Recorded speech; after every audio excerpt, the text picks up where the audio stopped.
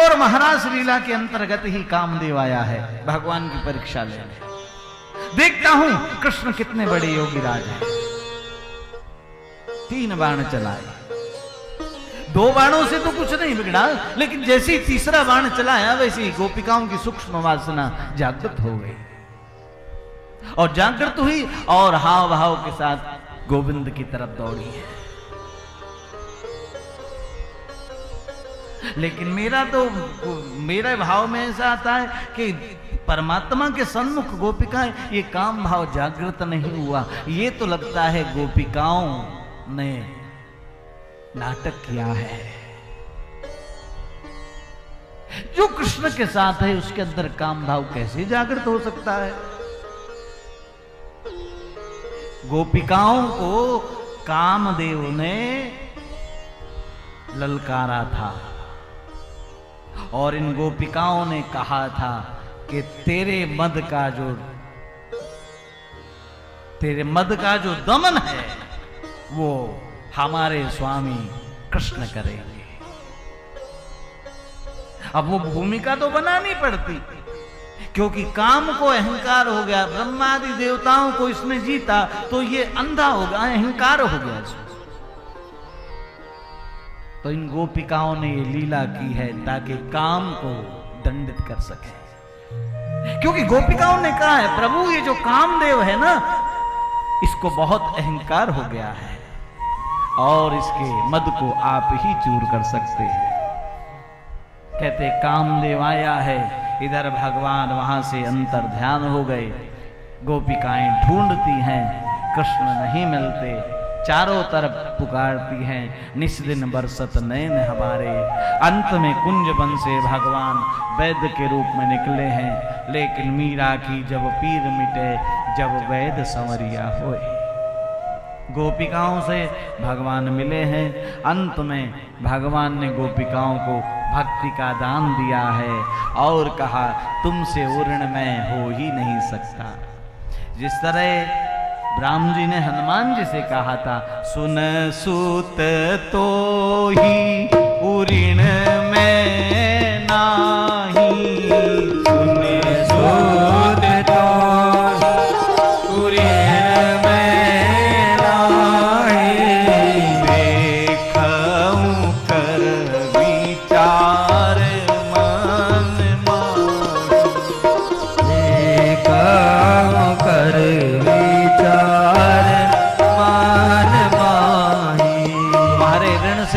मैं ऋण नहीं हो सकता, तुम तो भक्ति की आचार्य हो। कहते हैं इस तरह महाराज लीला का श्रवण हुआ। इसके बाद इधर बड़ा आनंद है, लेकिन उधर बड़ी परेशानी है। कहाँ? मथुरा में। जब से कंस को पता, तब से नींद उड़, सोता नहीं। अब तो स्वप्न भी भयंकर आने लगे हैं। कहते हैं सभा बैठाई, सभा में ये हुआ, क्या किया जाए। जरासंध आदि राजा लोग आए हैं, सबने अपनी अपनी मति के अनुसार निर्णय दिया है।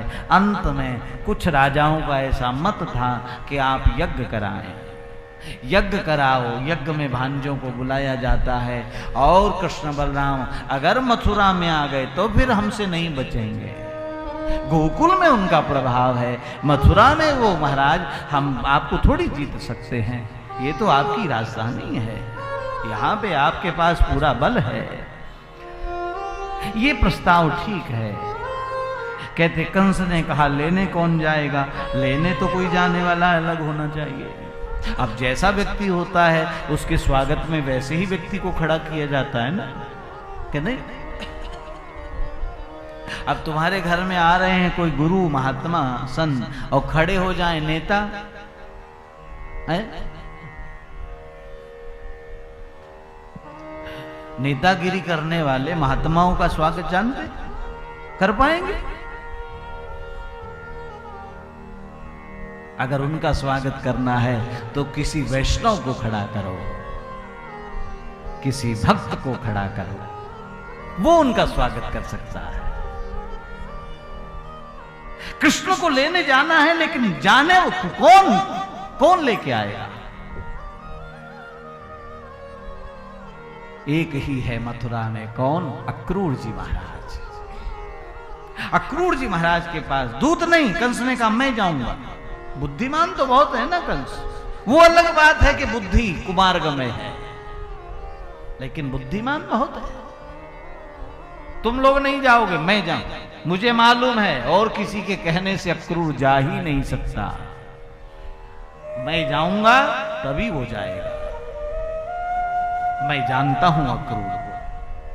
कहते कंस गया है विनम्र भाव से। अक्रूर जी महाराज तो डर गए, ये दुष्ट आज हाथ जोड़ रहा है, लगता है विधाता कोई परेशानी आने वाली है। बड़े विनम्र भाव से कहा मैं यज्ञ कर रहा हूं, आप मेरे भांजों को लिवाकर, कृष्ण बलराम को लिवाकर लाइए। अक्रूर जी महाराज अंदर ही अंदर ये यज्ञ कर रहा है पापी, कृष्ण बलराम को मारने के लिए यहां बुला रहा है। अक्रूर जी ने कहा मना करूंगा तो भी मारा जाऊंगा, वही मारीच वाला हाल। अगर मना करूंगा तो इसके द्वारा मारा जाऊंगा, इससे तो अच्छा है भगवान राम के द्वारा मारा जाऊंगा, कम से कम सदगति तो मिलेगी।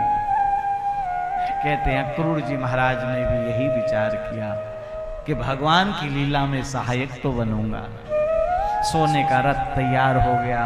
प्रातः काल अक्रूर जी महाराज चले हैं, मन में विचार करते जा रहे हैं, और बस वही गोविंद गोविंद गाए जा, गोविंद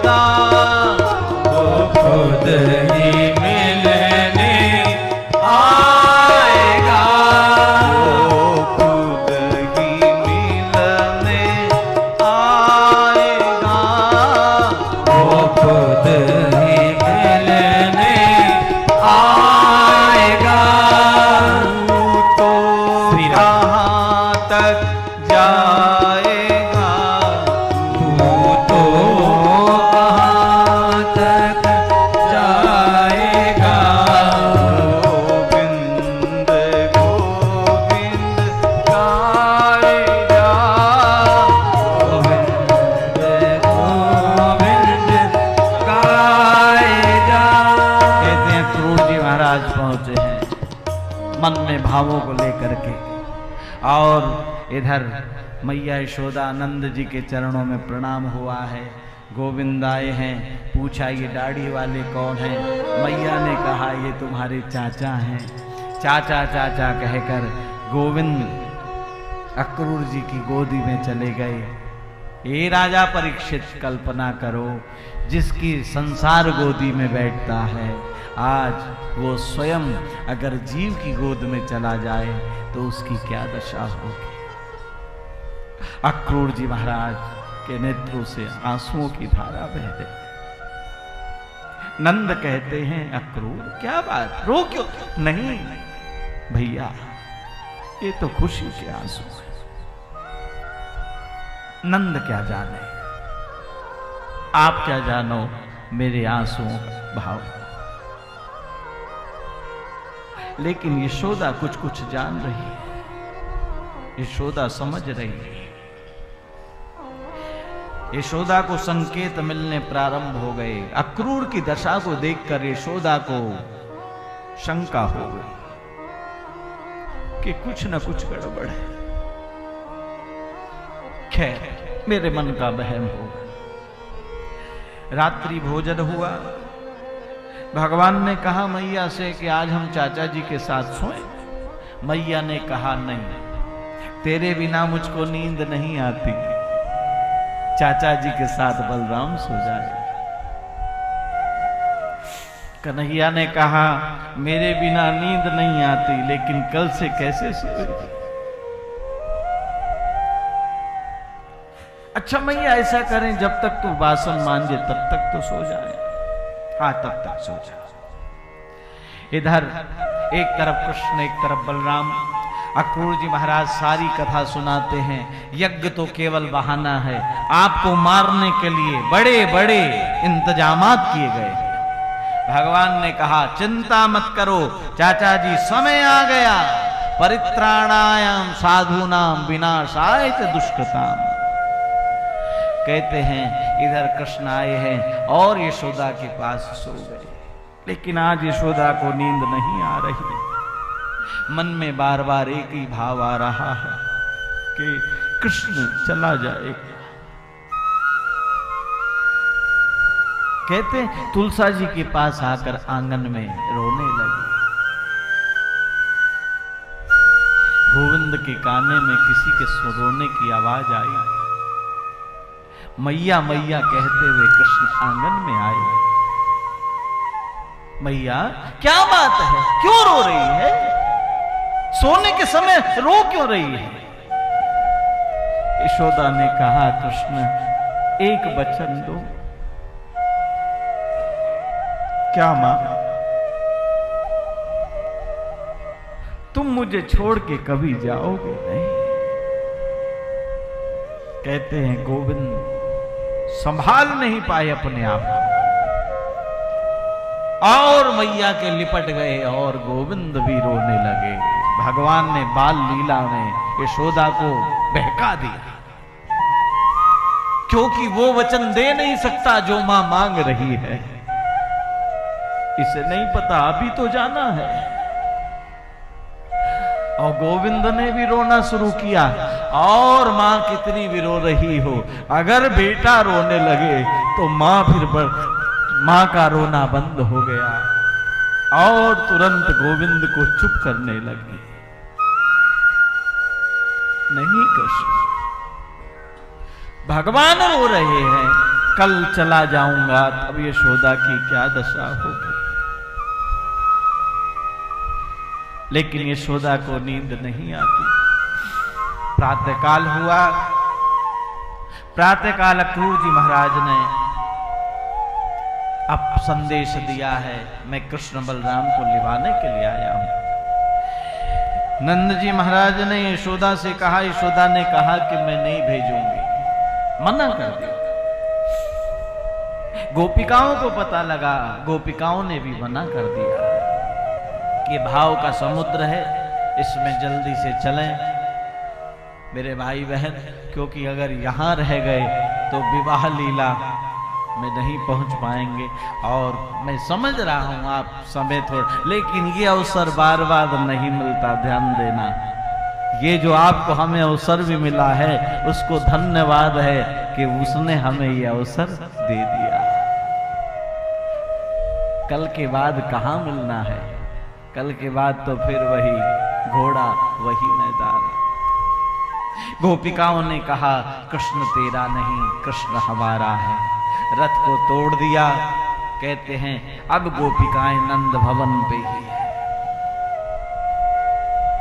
और रातों दिन केवल गोविंद गोविंद गाए जा।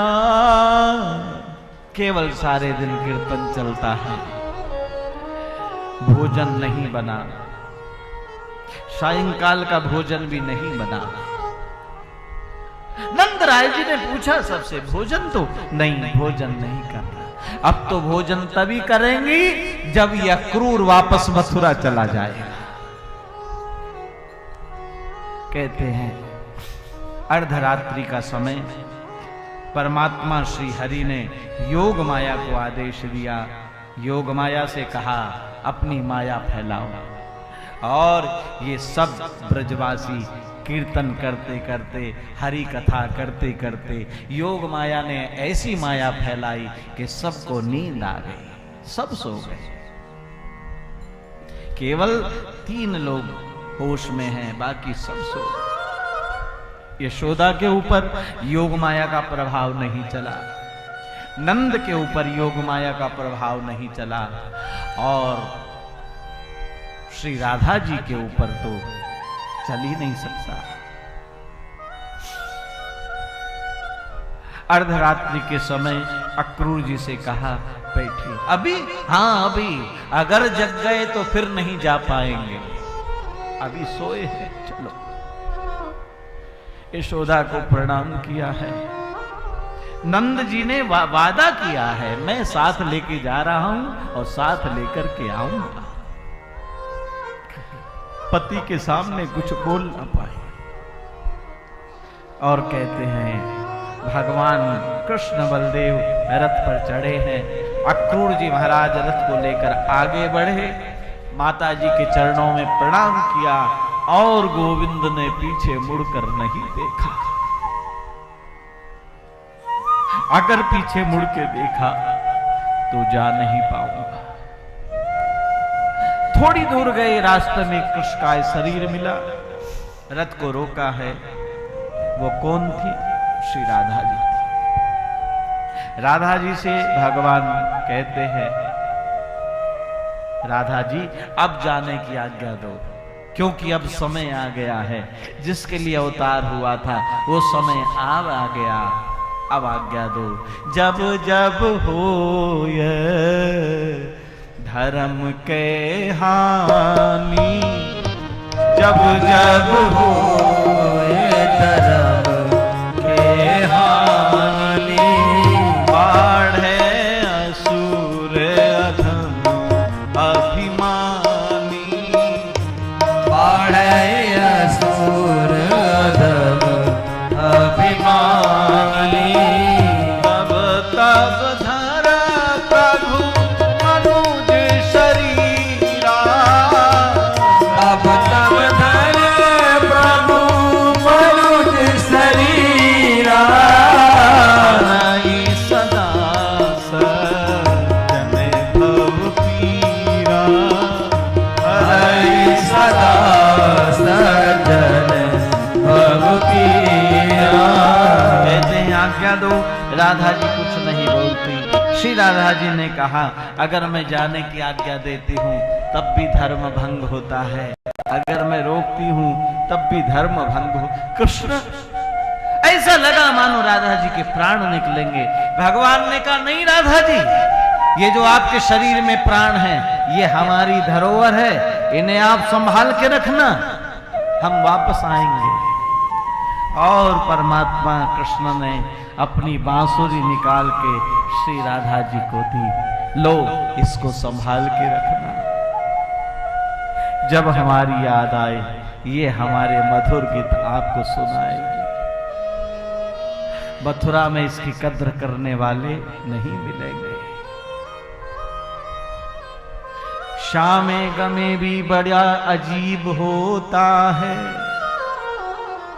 और ये दिल जलों के नसीब होता है। वहां से आज्ञा मांगी है, आगे बढ़े। यमुना जी में स्नान हुआ है, अक्रूर जी महाराज को नारायण स्वरूप का दर्शन हुआ और परमात्मा आगे बढ़े। सबसे पहले कौन मिला? सबसे पहले धोबी मिला है। धोबी से भगवान ने कपड़े मांगे, मना किया, तुरंत एक मारा, जैसे मारा वैसे प्राणों का अंत हुआ और कपड़े लिए। फिर दर्जी मिला, दर्जी से कपड़े ठीक ठाक कराए। सुदामा नाम का माली मिला, उससे माला पहनी है। आगे बढ़े, कुब्जा मिली, चंदन लेकर जा रही थी।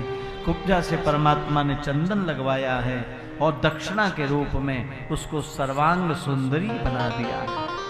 शरीर से 3 जगह से टेढ़ी थी, परमात्मा ने उसको सीधा कर दिया। कुब्जा ने कहा आप मेरे घर आएंगे। भगवान ने कहा कि मामा जी का हिसाब कर दें, उसके बाद तुम्हारे घर आएंगे। आगे बढ़े, मथुरा के जैसे नजदीक पहुंचे, यहाँ पर भगवान कृष्ण ने कहा, चाचा जी यहाँ से हम अकेले जाएंगे, आप हमारा साथ छोड़ें। अक्रूर जी महाराज को आगे भेज दिया। यहाँ से कृष्ण बलराम अकेले निकले हैं। मथुरा में जैसे ही प्रवेश किया और जैसे मथुरा वासियों ने कृष्ण का दर्शन किया, अपने आप अनायास मुंह से जय घोष निकलने लगा। कृष्ण गोविंद गोविंद गोपाल नंदलाल, राधे गोविंद गोविंद गोपाल नंदलाल, गोविंद गोविंद गोपाल नंदलाल, राधे गोविंद गोविंद गोपाल नंदलाल, गोविंद गोविंद गोपाल नंदलाल, राधे गोविंद गोविंद गोपाल नंदलाल, गोविंद गोविंद गोपाल नंदलाल, राधे गोविंद गोविंद गोपाल नंदलाल, गोपाल नंदलाल गोपाल नंदलाल, गोपाल नंदलाल गोपाल नंदलाल, गोपाल नंदलाल गोपाल नंदलाल, गोपाल नंदलाल गोपाल नंदलाल, गोविंद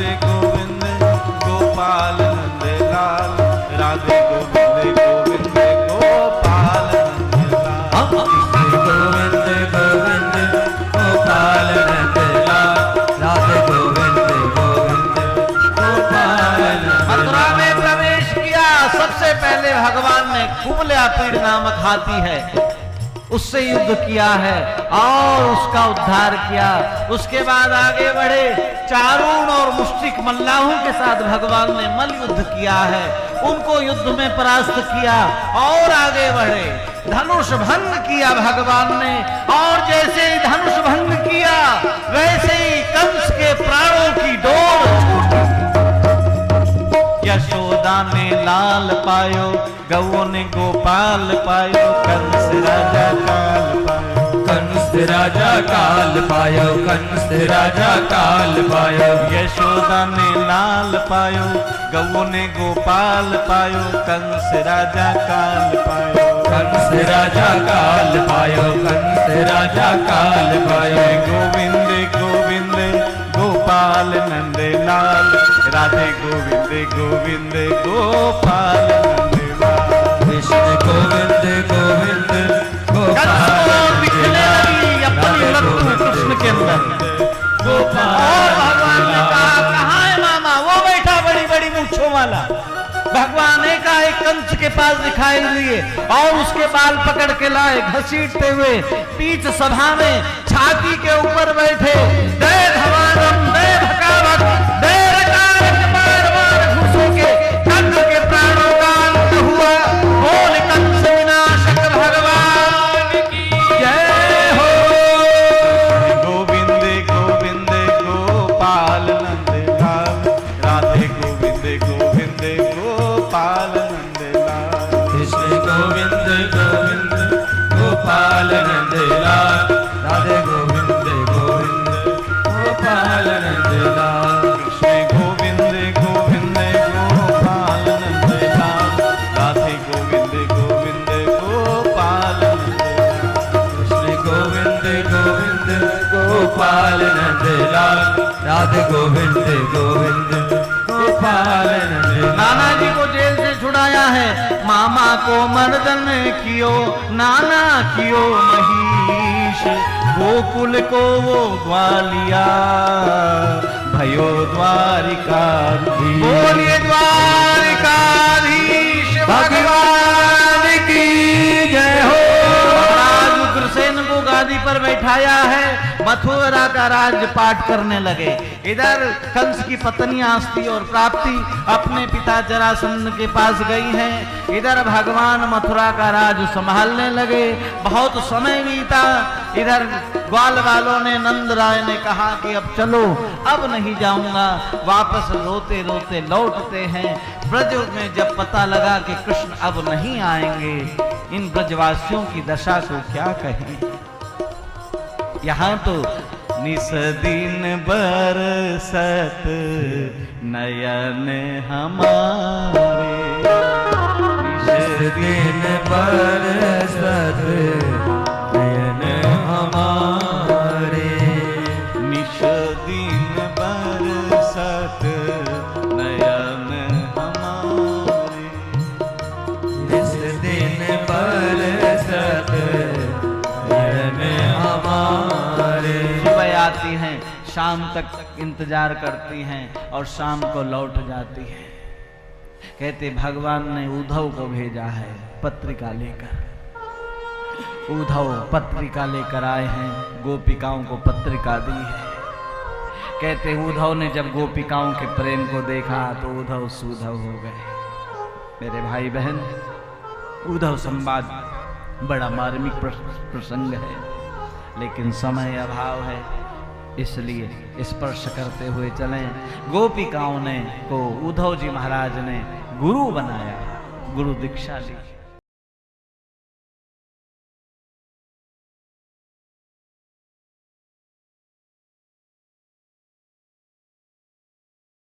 आनंद टीवी से जुड़ने के लिए आप हमें व्हाट्सएप करें 9277395752 पर।